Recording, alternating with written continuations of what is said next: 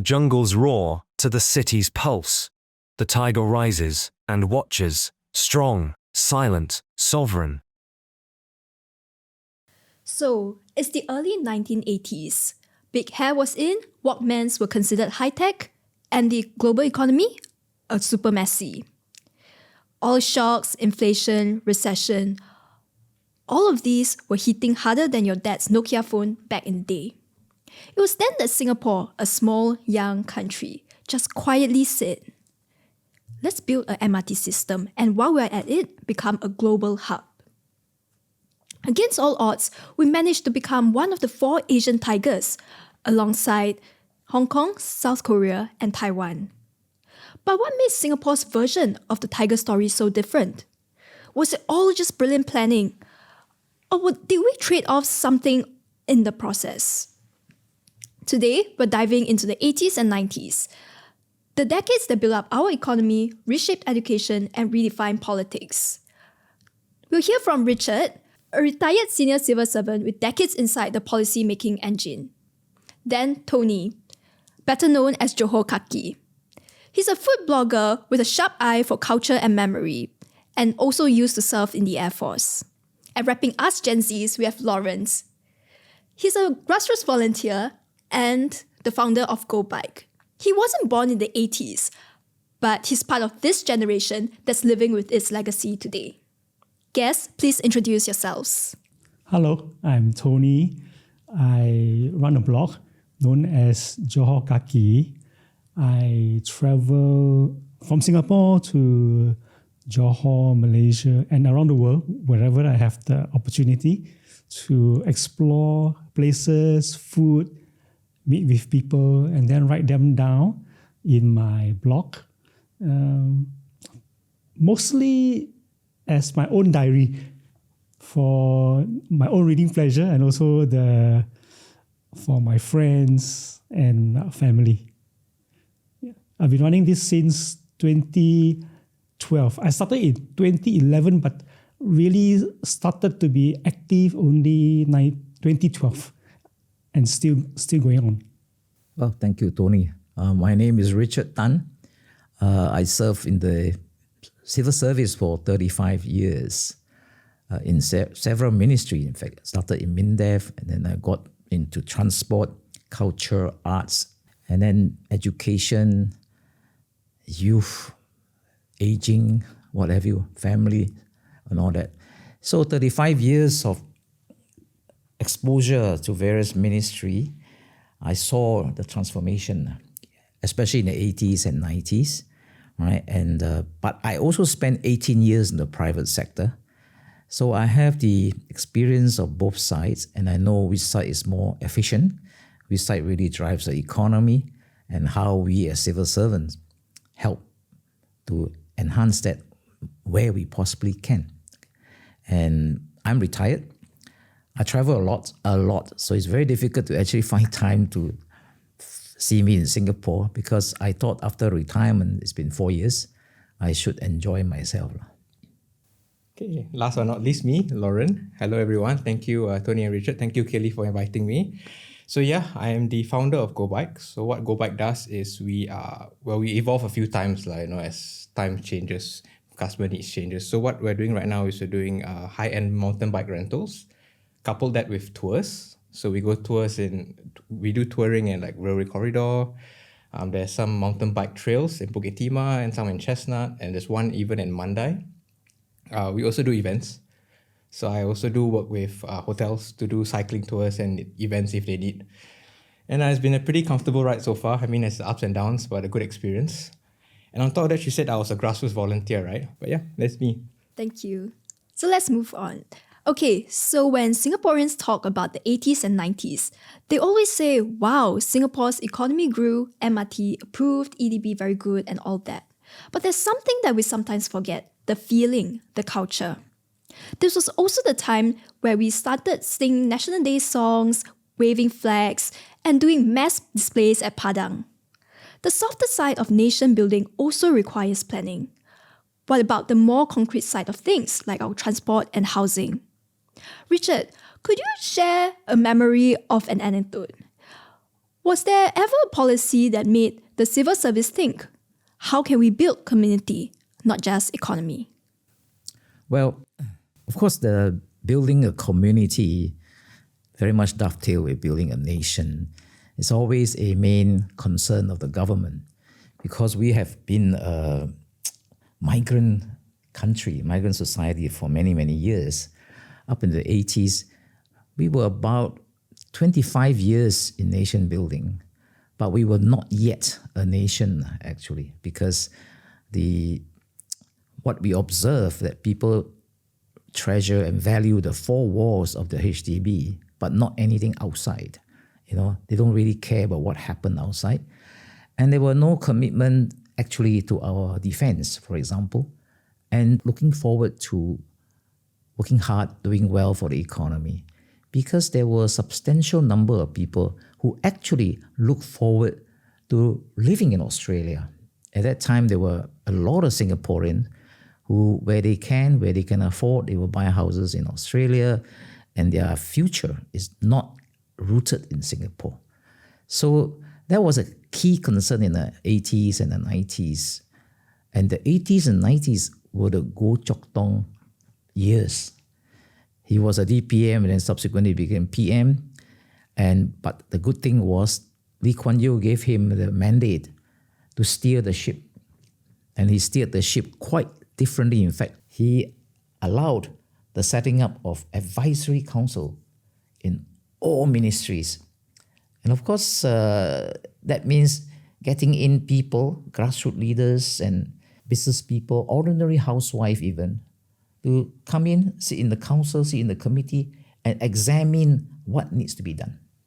He was the one who actually set up REACH, right? It was known as feedback unit at that time.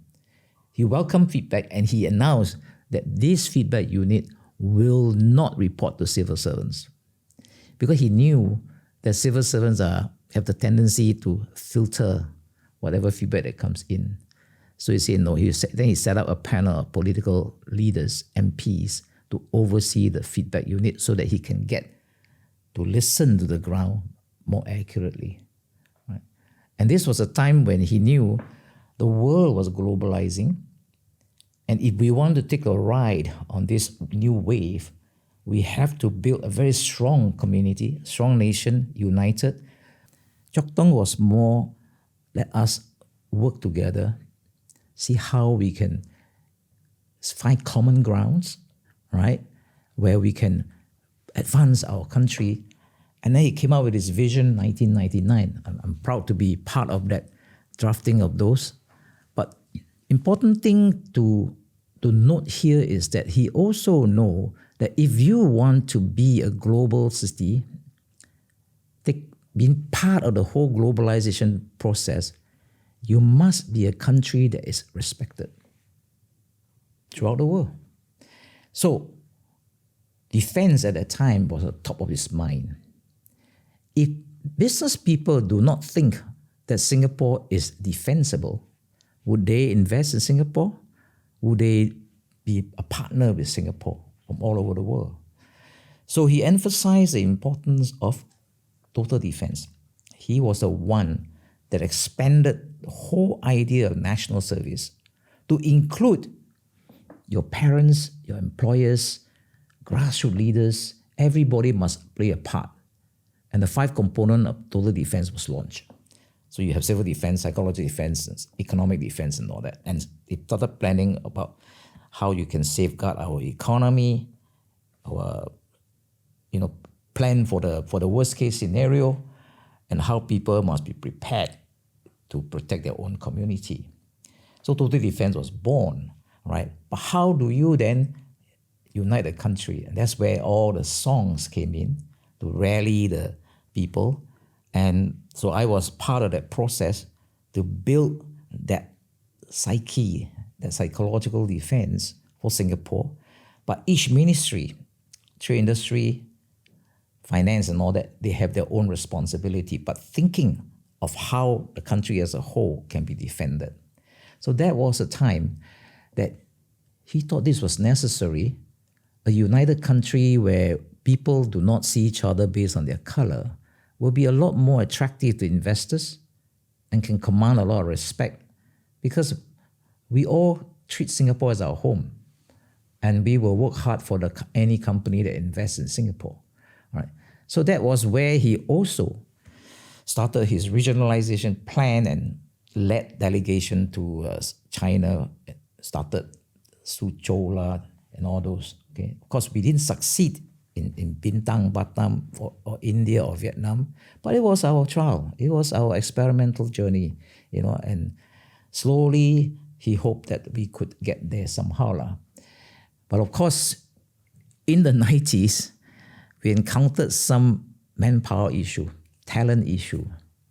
That was when we needed to look at who can actually help us to power up our economy to compete against Hong Kong, Taiwan, and what have you. And that's where the foreign talent scheme came about. We had to find talent from overseas, and we found quite a lot of them to power up our DBS and all the big corporation that the government started. But it was a spirit of Wu Chok Tong, and I think I learned a lot from him about leadership, government, and all that. And to a large extent, he has built this nation based on his vision and what he thinks the component bits should be. Right? And we are here. And I remember telling him at one meeting, Mr. Goh, you're going to make Singapore a very difficult country to govern. Wow, that's so much planning and guts. Tony, you write about hawker culture, globalizing local makan stories and heritage.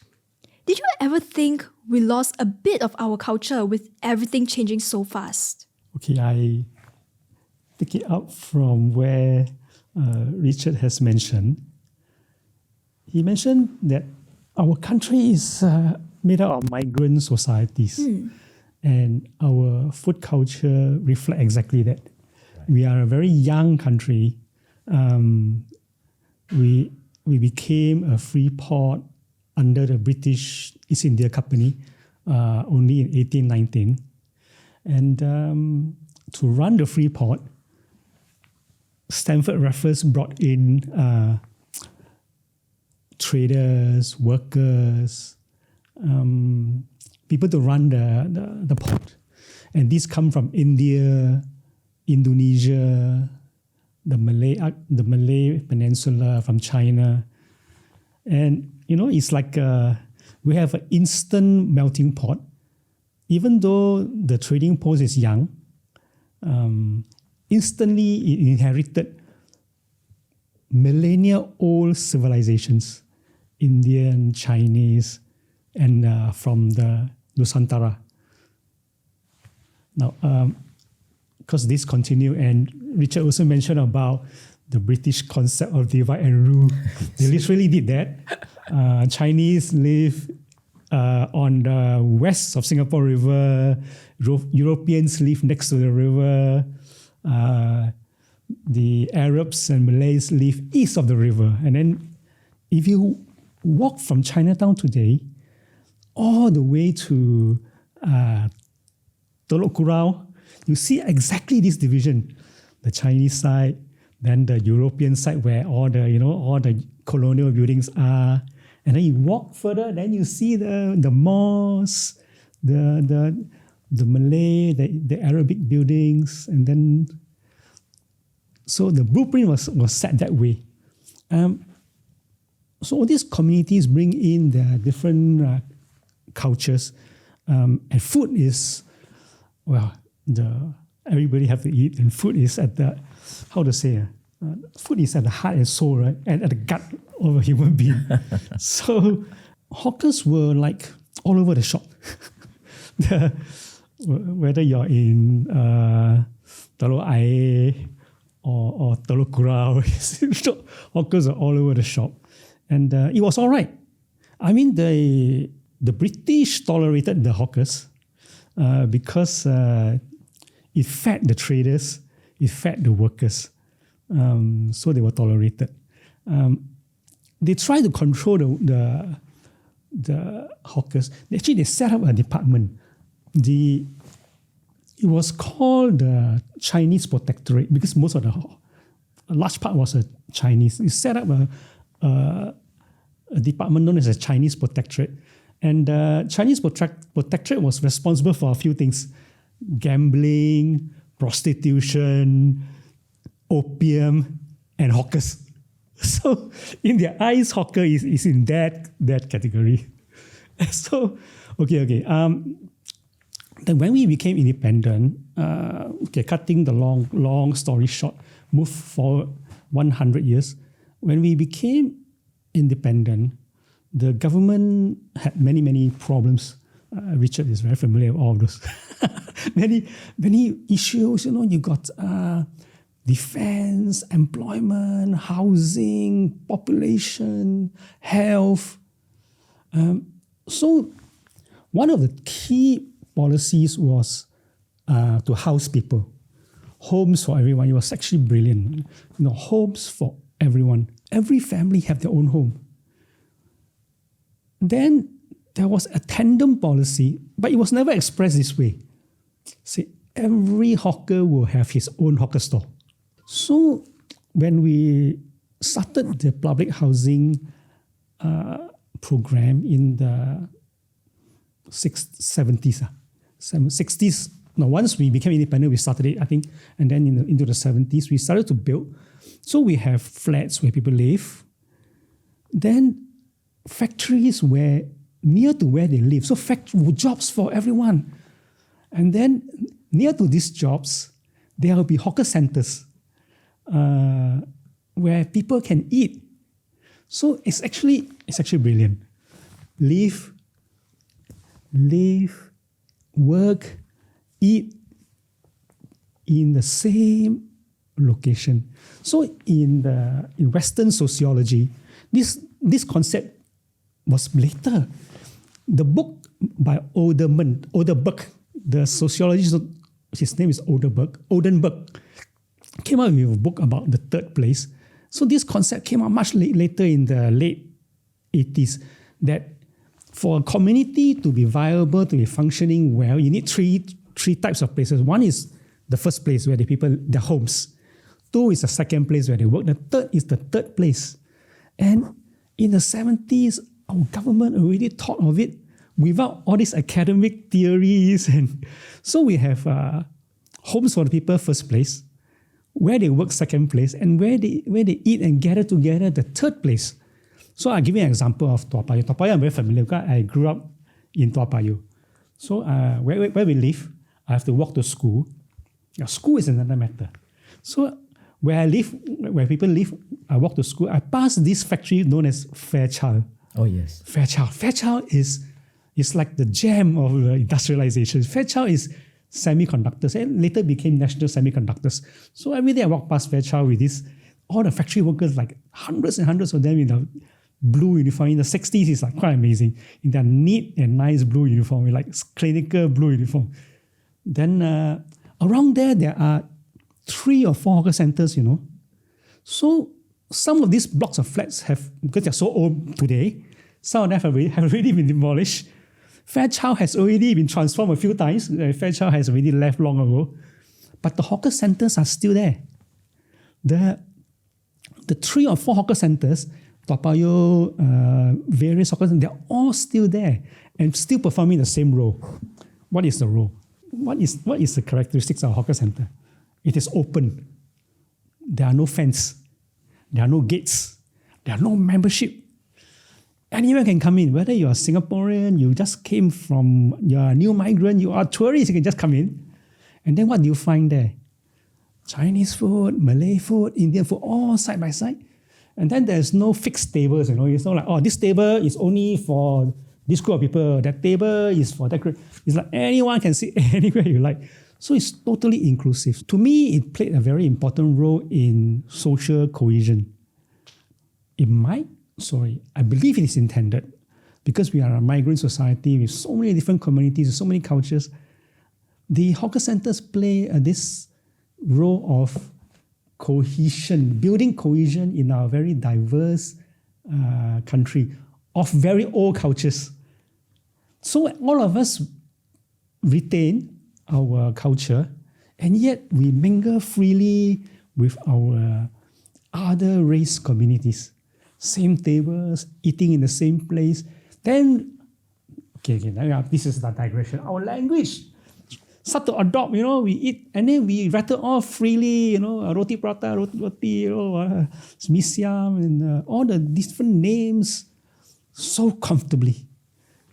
Then it becomes our Singaporean identity. So it's something like food from faraway civilizations come to Singapore, the melting pot, with the help of government policy.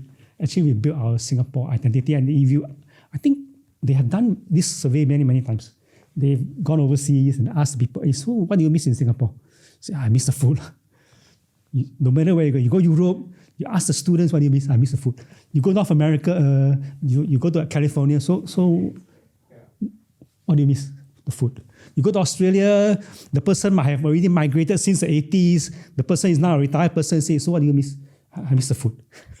Correct, I agree. Yeah. So the food has become so core and so it's in our gut.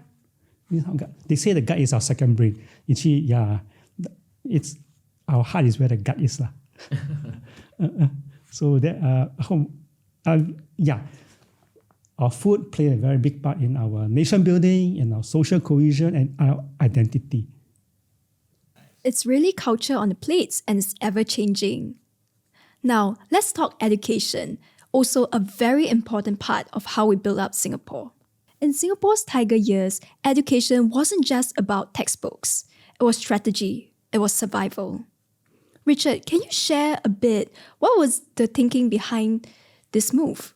If another country were to follow the Asian Tiger's path, what cultural factors would they have to consider?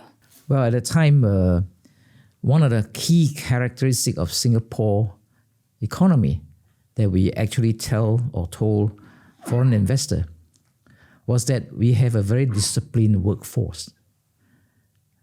But we don't have a skill-based workforce. Most of them really are not skillful. The migrant who came from China and Malaysia, India, what have you, Indonesia and elsewhere, were people who were actually trying to escape poverty, escape whatever happened in their own country and seeking a better life. But they were not what we call today the tier 1 city migrant, tier 2 or tier 3. They were really far down in the village and all that. So when they came, they did not come with a lot of skills. So the first thing we needed to do was to equip as many Singaporeans as possible to have the skill of working in modern factories. And at that time, modern means the conveyor belt kind of a factory. And we were trying to attract the Philips line, the Seagate and all those to invest here. So technical education was our first and very first emphasis. So technical education was important enough to say that this is the future of our country. So you have a lot of technical schools set up, and we were quite successful in churning out a lot. And the difference we have the other country was that we did not discriminate based on gender. We even allow female to study technical subject, woodworking, metalworking, engineering stuff. In fact, we have more female engineer today than male. And then we make sure at the same time the little bit of what we call today social education was not mentioned as such. We allowed even the male student to learn to study home economics, how to take care of babies and cooking and all that. So in some school we have that kind of module. So we were creating a all-rounded, if you like, citizen who were able to take care of their family, whether you're male or female, were able to go to work, find a job, Of course, we have also expectations of all these big investors, whether it's Fairchild or Philips, to further train our people. And the agreement with them was you've got to take in apprenticeship, this and that. But we guarantee you that our workers are disciplined. They are not likely to go into strikes and, stop work kind of thing. They will work diligently, right? And so that part of education in the first phase was, to me, quite successful. But what we lacked in that period was values education. We forgot that we also need to inculcate in all these migrants from all these countries the values of not just social values, courtesy, family, and all that. That came during the period of Wu Chok Tong, where we introduced values education in school, character education in school, right? And nation building ideas, if you like, social community building ideas. We have social studies, we have this and that.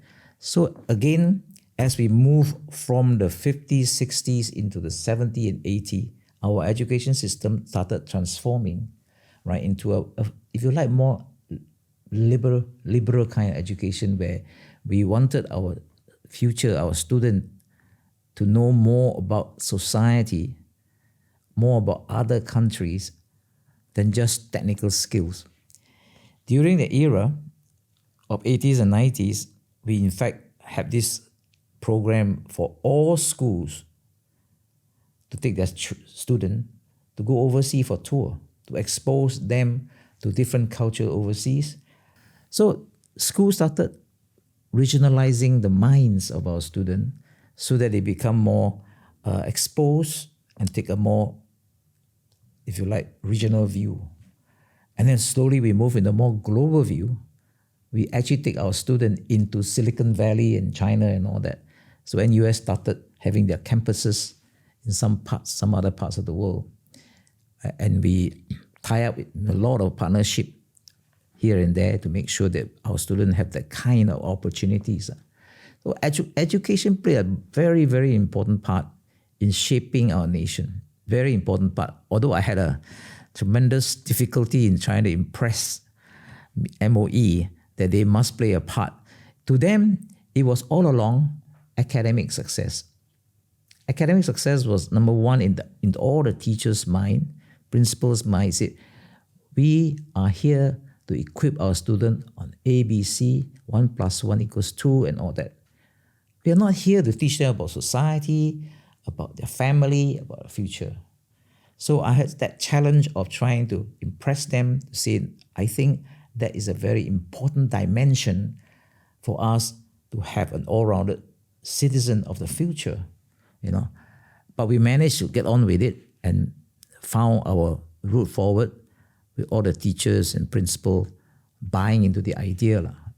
So we had that, but we are still not there yet also, because I think we have a lot more of such a value education to do in the future, principally because the world has changed a lot.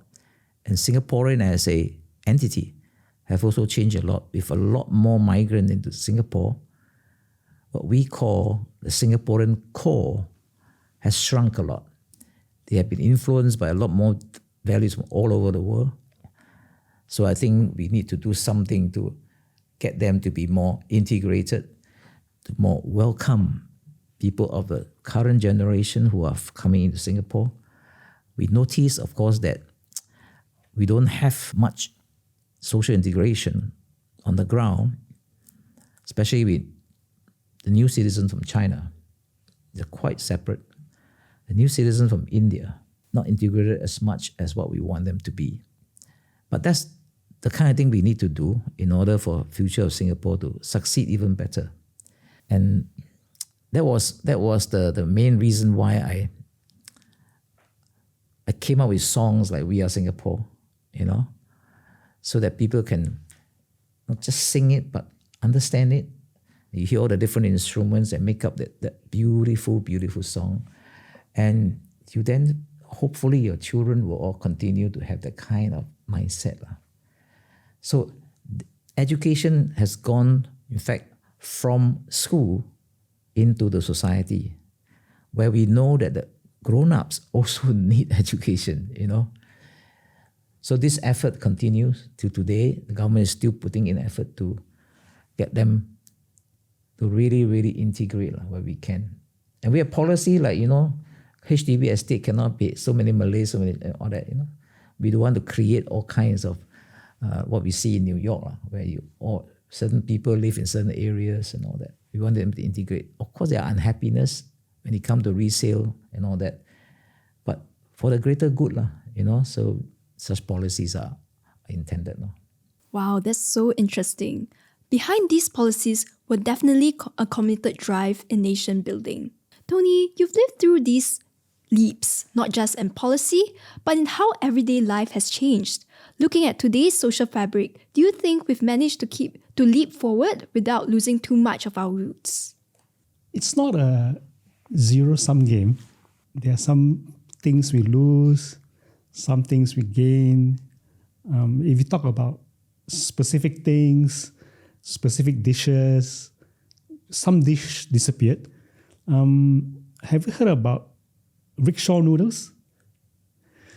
No, I think it's gone already. Nobody heard of rickshaw noodles. Oh my! Gone already. So it's one of those dishes that completely disappeared. Before the days of trishaws. Have you heard of trishaws? You must have heard of trishaws. Trishaw, have you heard of yes. trishaws? I've seen it in a book. You've seen it in a book. It's more trishaw than rickshaw. So up to the end of the Second World War, the main form of transportation was rickshaws. 2 wheels and a little tent, and then a human being actually pull it. Barefoot, bare body. So up to, there were like nearly 100,000. You need public transport, you don't call a Grab, you don't take out your phone and call a Grab, there will be a rickshaw, a puller pulling up next to you. So, and these are very poor people. Not only were they paid very little, a good part of their salary had to go to opium because a lot of them are opium addicted. So those were the days. So they had very little money to eat. So they will have this dish called rickshaw noodles. It's just water, anchovy boiled to give it some flavor, then some some greens, and then some yellow noodles. To give it some flavor, it is fried shallots and shallot oil. Then they will cut it up. They have no time the hawker is someone that carry everything on 2 baskets across his shoulder. So there's no time for washing, no time for spoon, chopsticks. So they will stick this noodle and go just slurp it down.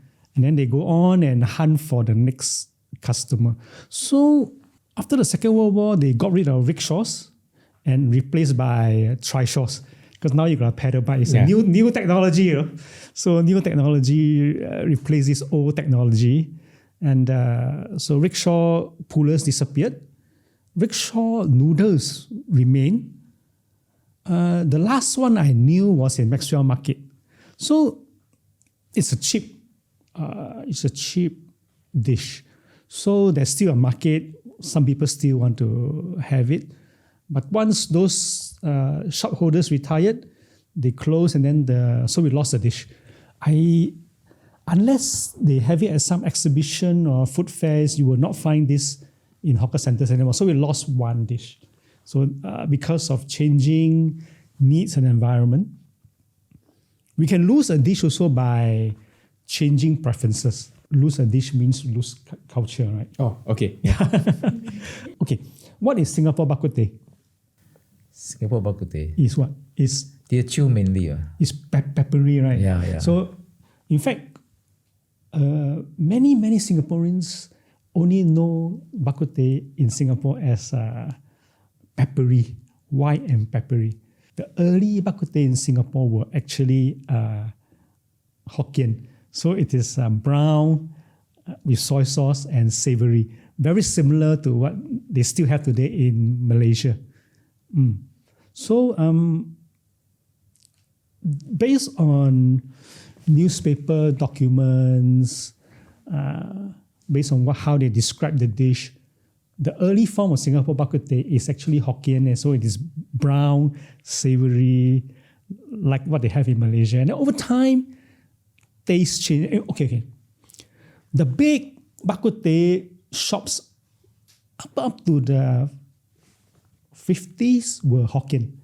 Then gradually the tastes start to change, preferences start to change, And then by today, or actually by the 80s and 90s, the Hokkien bak kut teh practically dwindled to a few stores. Almost everyone thinks that Singapore bak kut teh means is the peppery one. So did we gain or did we lose? We gained something and we lost something. I mean, someone could always sell the original one if they wanted to. You can still do it at home. Yeah. You can still do it at home. So it's not a zero-sum game. It can be revived. You can still do it at home. Every tiger has its stripes, and for Singapore, education was the boldest. Lauren, you started your company, Go Bike, in your 20s and have been running it for a few years. It's right in the middle of Singapore's push towards a smart, green economy. When you think about how our generation relates to work, to success, to Singapore's idea of progress, do you feel like you are continuing the story or rewriting it? Okay, so I think it's a bit of both, In my HDB block where I stay, I have a lot of neighbors left and right. It's very weird, but I have problems connecting with the younger ones my age, and I have good relationships with my neighbors who are older. They always pick up the conversation with me. Hey, good morning. How are you? I thought it was very weird. Then when I speak to my grandma, I said, "Dude, what's wrong with greeting people good morning? It's actually very normal." Yeah, my dad also does it. Good morning to the bus driver. And then for us, like, hey, how come very weird? Then I always felt that I think sometimes we as Gen Z might be a bit self-obsessed with the world. And I also realized, doing business or just doing whatever I'm doing, there's a lot of distractions nowadays. So much more clutter and white noise. And if you don't know how to clear it out, it can really put you in space, I would say. So that's where we are rewriting it. I believe that whatever we have done in terms of institutions are done. And it's good, I was reading a book, Why Nations Fail. And one of the theories was that because the institutions are not good. They do not even stand on its own merit. So it fails. And I think Singapore has done very well in terms of institution-wise. It's very robust. It's many different things that have been pulled together and then to what we are today. But of course, the world is still changing. I think even with the advent of artificial intelligence, it's going to change a lot more. One of my biggest worries about artificial intelligence in general is that it may teach us how to think. There are two schools of thought here, right? I like to use AI to help me with my work, but that is because I already know what I'm doing with my work. So AI just helped me to filter my thoughts, as opposed to if I'm using AI to teach me something, then in a way it can also tell me how to think, which I also find a bit dangerous for our generation at least. Yeah. And also I think a message to our Gen Z ones, get creative. I think the world is very much more connected. You can do so much from your phone and the internet, You could make podcasts and earn money for it. You can do YouTube channels. You couldn't do it in my dad's time, And don't be afraid to make the first step. I think also a lot of us fail to realize that in the past, like how Singapore progressed, right? It wasn't always perfect. There were some missteps here and there. That's because even when you're doing a business as a business owner, success and failure are intertwined. You have to accept it. You have to swallow your ego and say you will fail sometimes, you're not perfect. But be humble enough to learn from it. And I had some failures in my life, pretty big ones actually. When you first start your business in your early 20s, you earn some good amount of money, you feel you're so gung-ho. Wow, I'm king of the world. Then you got failure, alamak, got to pay my staff, got to pay rental, lose face. So I think for me at least, what has worked so far is that I want to keep an open mind. And also last thing, when I say get creative, I understand that entrepreneurship is a privilege and it took a lot of my bank account all these years of working. I just go and through it because I believe that I could make cycling fun and I could build a community around it. And yeah, get creative. You can do home-based businesses now, home-based coffee cups, start there, work within your means and scale up. And the good thing is that also with robust institutions is that we get a lot of grants. There's a lot of portals like our SG grant portals, Enterprise SG, EDB. And I've always had a very positive experience with them. They've always been very forthcoming and helping me. They even call me like, bro, can you help me improve your grant or not? I tell you what to do. It's like, okay, what you want? Then they'll call me, then they'll tell me how to edit here, how to fit the agenda. And this is a good lesson for me, So yeah, just reach out to this. Don't be afraid to ask. Don't be afraid to, work together. You don't have to step on someone just to be above. I believe our pie in Singapore is big enough for us to share. And in anything also, mean, there's always the outside world, right? For me at least, because I was an IT student actually, I used to take aerospace when I was 2017, 2018, I was 17 to 18 years old back then. Then I realized that I was afraid deep down that Singapore might not have space for me, and I understand because it's a limited country. So I took a leap. I went to volunteer at a tech event overseas in Japan and in Europe. And then I saw, the work culture and all that. And then I realized, what you said, we're actually very hardworking, And then I made some friends over there, when I bring them to Singapore. And I believe we have our identity because Singapore is very unique to them, our hawker culture. They're so amazed by it. I didn't feel like it was so amazing until they came down and they told me how interesting it was. You could order food and it was actually relatively cheaper compared to, let's say, eating out in Europe. Because I was eating out in Europe and it was very expensive. So I ended up cooking at home every day because groceries down there are way cheaper. And that's the culture over there, right? And they were impressed by the hawker culture, all the food. Oh, what's biryani? It's like, it's rice and then they put the curry and chicken. I'm like, okay, eat. My friends all gained weight when they came here. Yeah. Yeah, so I'm proud to say that I'm building that network. So when I go over to overseas, I stay in a house. When they come to Singapore, they stay in my house, kind of thing. And also another thing is our HDBs, I think our HDBs is very unique to our solution of housing. And it works, I think my parents have also benefited from it. I have benefited from it. Nice place, lights working, water running, water that's safe to clean enough to drink. I remember I went to Thailand. I think I was a bit naive at the time. I was still a kid. I was an IT student. So we had an overseas trip to Chiang Mai. Thought I could drink water out of the tap. Then the teacher said, don't drink. You'll get sick. I'm like, oh, why? No, you have to use the filter. I didn't know at the time, but the water wasn't that clean.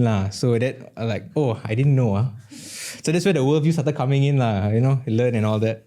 So I'm still very much in that learning phase. I want to learn different perspectives, see what I can do and contribute because I'm still quite young. I think I've got a very long runway.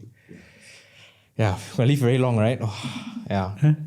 Although side note, I wish that our schools have taught us more about the civics also, in terms of the understanding of why CPF is there. Why do we have such laws, for example? I don't remember ever being taught what CPF, And now I'm realizing actually it's very important. I need my way to maintain my HDB if I want to buy in future, to get the down payment done and everything. I need my MA to help me pay my bills. So I decided to get insurance. I'm like, hey, insurance is actually very important, And I am just still reading out about RA, what happens, because my dad is in that phase where he just had his RA, so he's trying to figure out what to do also. Yeah. So I just wish I was taught more about our policies and all that in school. And yeah, and it's nice hearing both of you. I think you both have a lot of aura, And the Gen Z term is called aura. I listen to you, I want to hear because there's a lot of good things that you are saying, Do you have a book by chance? You should consider writing one. Yeah. Or really, if any of you have a lecture, about policy planning, about food, I would actually come down because I want to learn, Eventually, I think this knowledge has to be passed on to us. Because, I know that past successes might not mean future successes, but it can be a telltale sign of what could happen. And we should be very well aware of that, or else we risk making the same mistake. And it can be very, very costly, even in this day and age. Social media, everyone is blaring on you. A lot of Singaporeans, we are very smart people, we are very discerning people, but we tend to keep it to ourselves sometimes because we are very scared that someone might come and whack, It's what I say about the culture of us supporting each other. Sometimes I see people putting up interesting videos, people making fun of him, like, why you do this, why you do that, it doesn't make sense. Truth is, if it doesn't make sense to you, doesn't mean it doesn't make sense at all. It could be different, right? So just keep an open mind about it. Don't be so quick to judge. Yeah. That's so impressive and inspiring. The 1980s saw the entrepreneurial spirit rising to the challenges of its time, and boy did the four tigers roar. Richard, when you look at Singapore today, digital economy, sustainability targets, startup scene, what do you think is the most misunderstood aspect of our early growth model? Is there something today's generation should remember or maybe unlearn?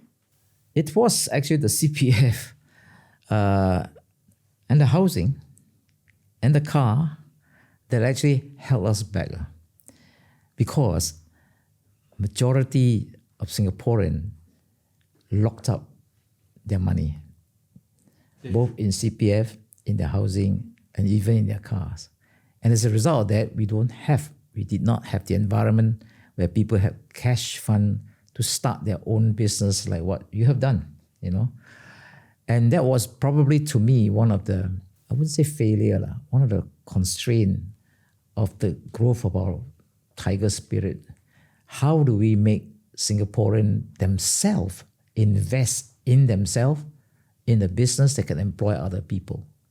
So we have very few entrepreneurs in those days. Even up to now, I believe we still have very few, because Singaporeans lack the cash to be able to do it.